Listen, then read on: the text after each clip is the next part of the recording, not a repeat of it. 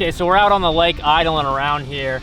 And again, you know, with all this forward-facing sonar talk, you know, let's not forget about side imaging, down imaging, and old school 2D sonar.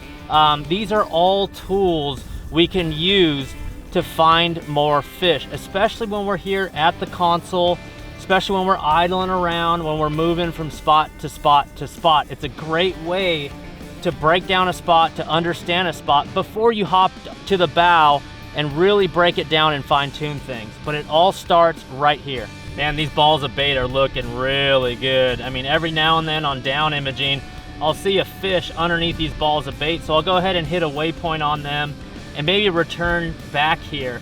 But really, one of the cool things about 2D sonar mixed with down imaging sonar is, you know, 2D you can run really well at higher speeds. That's great to have. It shows exactly what's underneath the boat now.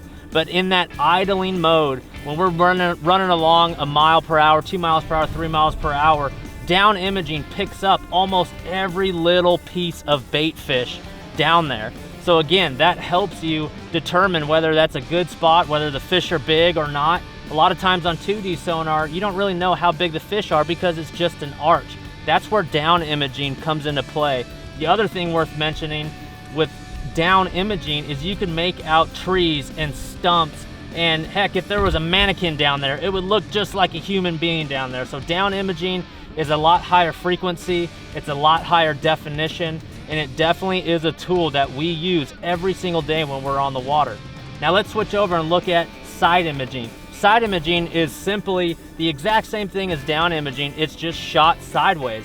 I love to run side imaging when I'm idling out there on Kentucky Lake or those Tennessee River ledges.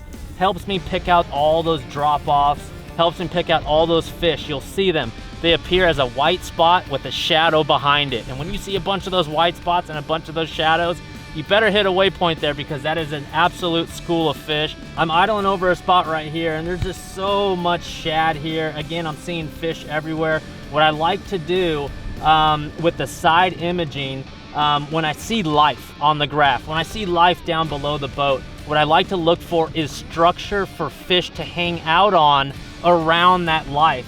And to me, there's no better way to do that than by setting my side imaging distance to 100 feet to the right and 100 feet to the left. Essentially, it's just a big giant scrape. You're just scraping the bottom with your pinging sonar there, and you're picking up every little piece of structure